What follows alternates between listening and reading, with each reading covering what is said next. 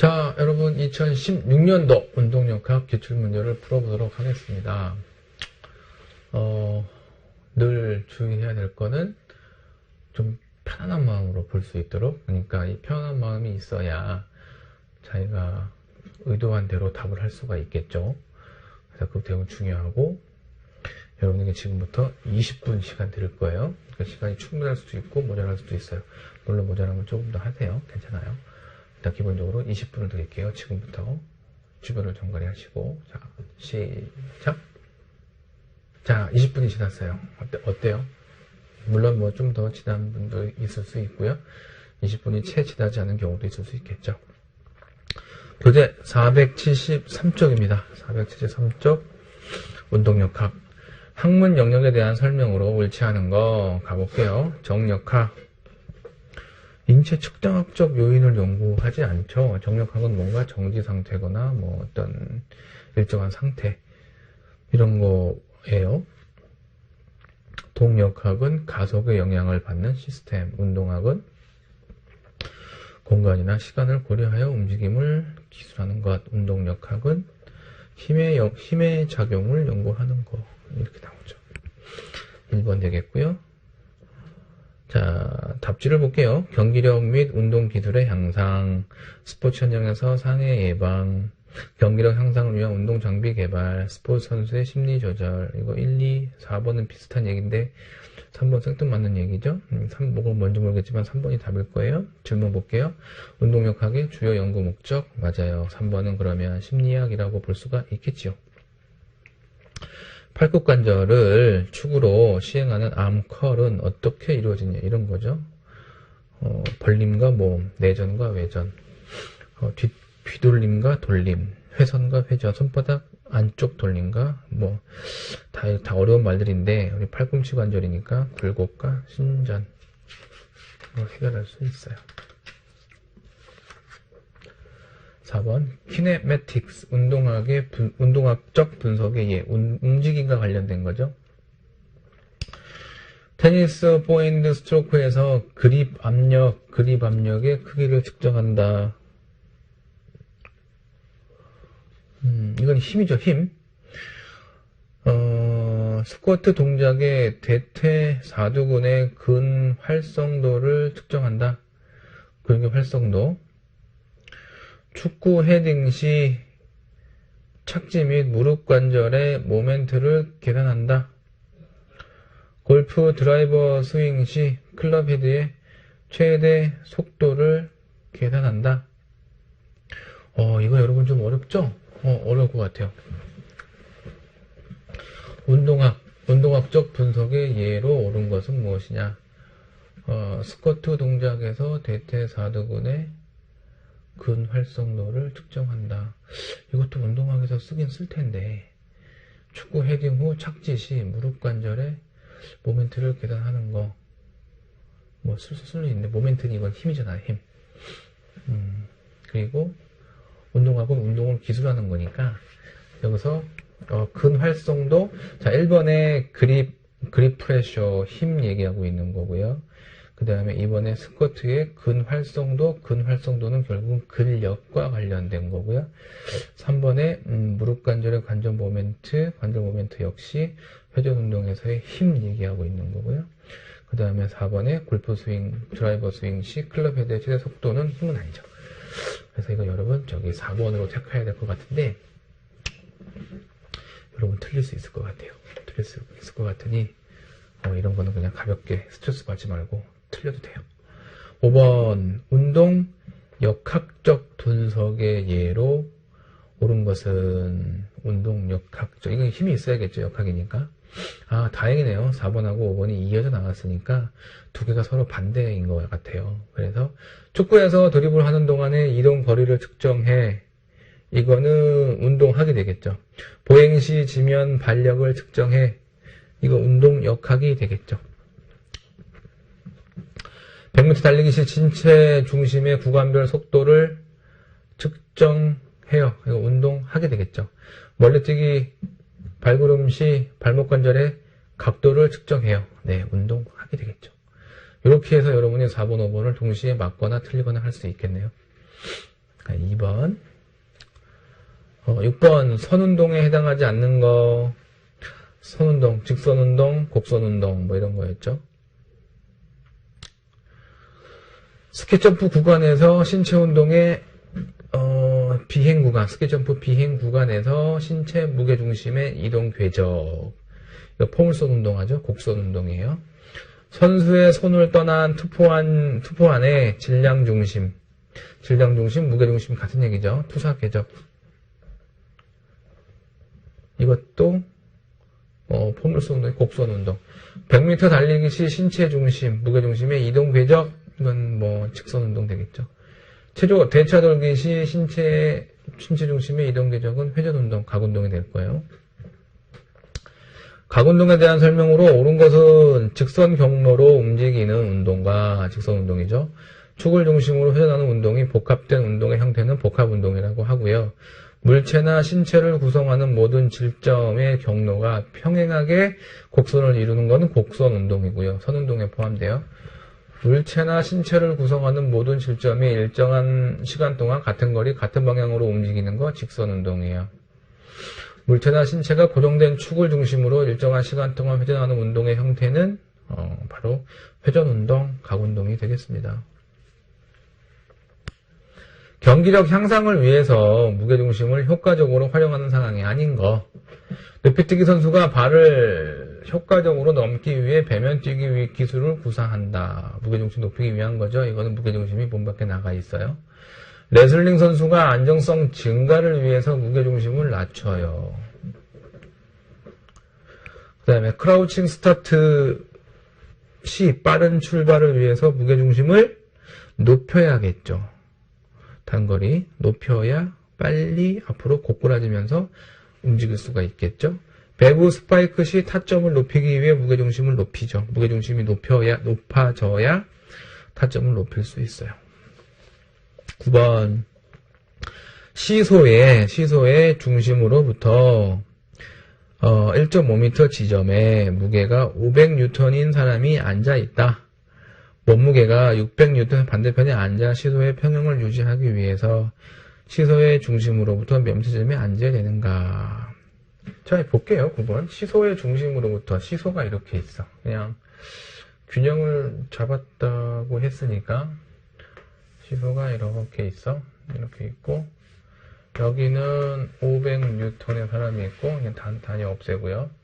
여기는 600인 사람이 있어요. 자, 시소가 균형을 잡고 있단 말이에요. 균형을 잡기 위해서는 몇 미터 지점에 앉아야 되는 거예요. 다시 정리하면 이런 얘기죠. 시소 판때기가 이렇게 있고 여기는 500, 여기는 600. 만약에 정중앙에 있다고 한다면 여기는 500, 여기는 600이니까 어디로 기울어지겠어요? 이쪽이 더 무겁잖아요. 그러니까 정가운데는 아닐 거예요. 정가운데는 아니고 여기가 가볍고 여기가 무거우니까 좀 더 이쪽으로 치우쳐 있겠죠. 근데 지금 여기서부터 여기까지의 어떤 길이가 1.5m라는 거예요. 그러면 여기서부터 여기까지 길이는 얼마냐라고 지금 묻고 있는 거거든요. 이해되시죠, 이거는? 둘 다 500이라고 하면 이 전체 길이가 얼마인지 모르겠지만 가운데 이 전체 길이 D에 2분의 1 이렇게 하면 되잖아요. 근데 한쪽이 더 무거운 거죠. 한쪽이 더 무거워. 그리고 이쪽은 무겁고 이쪽은 무겁고 이쪽이 무겁고 이쪽이 가벼워요. 그러면 이게 균형을 잡으려면 어느 쪽이 더 길어요? 무거운 쪽이 좀 더 짧고 가벼운 쪽이 좀 더 길면 이게 이제 균형을 잡을 수 있잖아요. 근데 여기는 지금 500이고 여기는 지금 600이라는 거죠. 그리고 여기가 1.5고 여기는 얼마냐라고 지금 묻고 있는 이런 거예요. 그러면 이거는 이 무게와 모멘트암, 요 길이의 곱은 요 길이와 요 무게의 곱과 같다라고 우리가 등식을 세울 수가 있는 거예요. 그래서 500 곱하기 1.5는 단위 다 같으니까 지울게요. 요거 뉴턴이고 요거 미터예요. 이거는 600 뉴턴 곱하기 x다. 그래서 여기도 이제 미터라고 가져갈게요.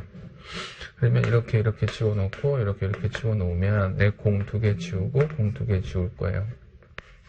5 곱하기 0.5 곱하기 1.5니까 뭐 3. 정도로 잡을 수 있고, 얘는 2 곱하기 3 곱하기 x라고 할 수가 있겠죠.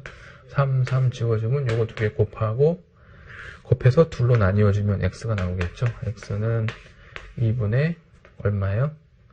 2.5가 되겠죠. 그러니까 이거는 1.25인가요? x는 1.25 정도로 하면 되겠죠. 이렇게 해서 우리가 9번 문제를 풀 수가 있겠습니다. 네, 이어서 10번 거리, distance와 변이, displacement에 대한 설명으로 옳지 않은 거 뭐냐? 거리는 물체가 실제로 이동한 경로다. 거리는 스칼라량으로 크기만 존재한다. 맞죠? 변이는 벡터량으로 크기만 존재한다가 아니고 벡터까진 맞고요. 크기와 방향이 존재하죠. 옳지 않는 거네요. 이거 3번 틀렸어요? 4번 변이는 두 지점을 잇는 최단 직선 거리. 이게 맞긴 맞는데 시작 지점과 끝난 지점 움직임이 그거가 되겠습니다. 11번 일상생활 또는 스포츠 상황 속에서 토크를 올바르게 활용하는 방법이 아닌 것. 유도의 업어치기 시 상대와 자신의 신체 중심거리를 최대한 좁혀야 업어치기가 쉽게 돌아가겠죠. 볼트를 쉽게 돌리기 위해서 렌치를 이용하는 거, 토크를 이용한 거죠. 테니스 서브를 강하게 하기 위해서 공을 임팩트할 때 신체를 최대한 신전하죠. 모멘트파를 길게 하는 거예요. 역도에서 바벨을 몸의 중심에 가까이 유지하면서 들어 올려야 모멘트팔이 작아지니까 작은 힘으로 들 수 있겠죠. 12번 힘의 세 가지 요소에 해당하지 않는 건 뭐냐? 힘의 세 가지 요소. 작용점, 방향, 크기라고 그랬죠? 1번의 작용시간은 관계없어요. 인체의 측면을 통과하여 인체를 앞뒤로 나누는 해부학적 운동면은 뭐냐는 거죠. 인체의 측면을 통과해서 인체를 전후로 나누는 해부학적 운동면은 좌우면이 되겠습니다. 이거 좀 우리가 흔히 쓰지 않는 용어들이고 좀 여러분 헷갈릴 수 있어요. 좌우면 되겠어요. 그 다음에 14번 동일한 조건에서 크기가 같은 무거운 공과 가벼운 공, 크기는 같아요. 크기는 같은데 질량만 다른 거죠. 날아갈 때 운동량에 대한 설명으로 바른 것은 같은 속도로 날아오는 무거운 공과 가벼운 공의 운동량은 다르죠. 같은 공으로 속도를 다르게 해서 던져도 운동량은 같다. 속도가 다르니 운동량 다르겠죠? 같은 속도로 날아오는 무거운 공과 가벼운 공의 운동량은 다르죠. 질량이 다르니까. 같은 공으로 속도를 같게 해서 던져도 운동량은 같다. 질문이 되게 이상하네. 지금 질문이 무게가 다르니까 다르겠죠. 15번 토크를 결정하는 두 가지 요소. 토크는 회전력이고 회전력은 그 물체에 작용하는 힘과 회전축으로부터 물체가 작용하는 힘의 그 거리. 그걸 우리가 모멘트암이라고 했죠. 네, 1번 되겠어요. 16번 다이빙 동작의 각 단계에서 각 운동량 보존의 법칙의 결과에 대해 옳은 설명. 다이빙 동작의 각 단계에서 각 운동량 보존의 법칙의 적용 결과. 이게 각 운동량 보존을 적용하나요? 다이빙 동작에서?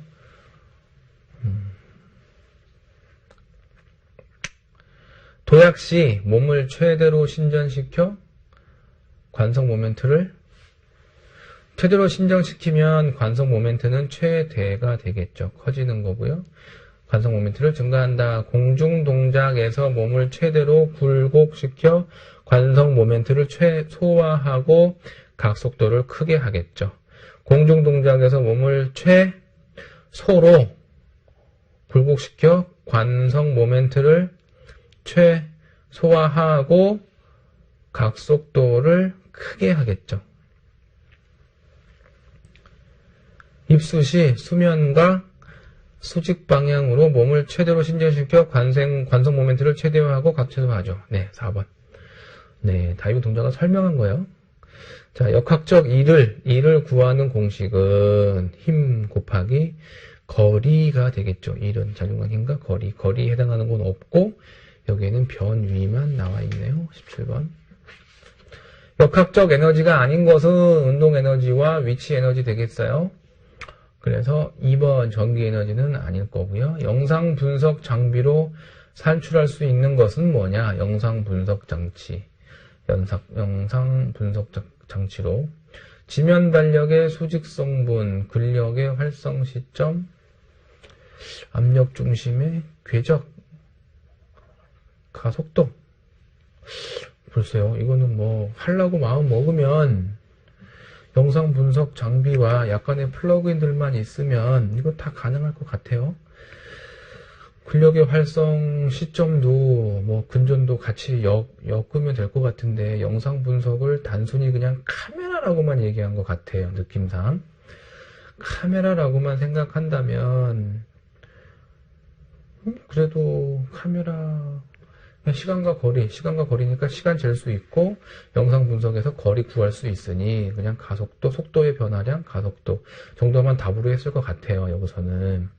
그런데 요즘에 뭐 영상 분석 장비가 그냥 카메라만의 역할을 하는 게 아니고 다양한 그 소프트웨어들이 있어서 다 결국은 장비가 컴퓨터잖아요.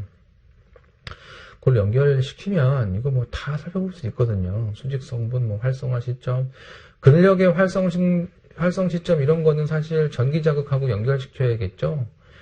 그래서 압력 중심, 이것도 뭐 압력판 이런 맥락으로 얘기한 것 같은데 1번의 지면 발력, 이거는 지면 발력기, 2번의 근력은 근전도, 3번은 압력 분포, 뭐 이렇게 해서 안 된다고 얘기한 것 같아요, 보니까. 그리고 4번만 이렇게 할 것 같은데 조금 뭐라 그럴까 유치하고 요즘 새 태를 잘 반영하지 못한 것 같아요. 실제로 이거 하나만 가지고 뭐 하지 않고요, 다 연결돼 있잖아요. 연결돼서 요즘에 지금 어떤 시대야? IoT 해갖고 뭐 4차 산업혁명 이러고 있는데 지금 핸드폰 하나만 가지고 집에 가스불도 켜고 지금 이런 상황인데 영상 분석 장비로 가속도만 볼 수 있고 지면 발력의 수직 성분, 근력의 활성 시점, 압력 중심의 궤적은 볼 수 없고 이렇게 시대에 역행하면 안 되죠. 다만 그냥 그런 얘기를 하고 싶었던 것 같아요. 이 사람은. 20번 운동 상황에서 힘을 직접 측정하는 방법이 아닌 거 직접 측정하는 거는 재는 거죠. 근데 영상 분석이다라고 한다는 건 이제 운동 상황이 아니잖아요. 실험실 상황이잖아요. 그러니까 직접 측정하는 거는 영상도 다 뭐 비슷할 수 있는데 운동 상황이 아니고 실험실 상황이다라고 이제 우리가 이해하면 될 것 같아요. 자, 2016년에 조금 애매한 게 있었는데요. 어떤 거였나요? 4번, 5번이 조금 헷갈렸을 것 같아요. 잘 어려울 것 같은데 두 개가 동시에 같이 나오는 바람에 은근히 또 답을 찾는 게 어려울 것 같지는 않아요. 그러나 뭐 항상 좀 우리가 안 좋게 더 나쁘게 생각할 필요도 있으니 4번, 5번 두 개를 다 틀릴 수도 있다고 치고, 그 다음에 9번 계산 문제가 나왔는데 보통 우리가 계산을 잘 못할 수도 있으니 어렵진 않지만 틀릴 수도 있을 것 같고 3번. 그 다음에 13번 이거 인체의 면 이거 어렵거든요. 확 와닿지 않아요. 이것도 틀린다고 치고 네 문제 정도. 네 문제, 요거 지면 발력 5문제 정도. 그래서 여러분 한 5개에서 6개 정도는 뭐 틀릴 수도 있을 것 같아요. 그 정도로 우리가 이해하면 될 것 같고요. 좀 편하게 접근했으면 좋겠습니다. 2016년도 기출문제 여기서 마칠 거고요.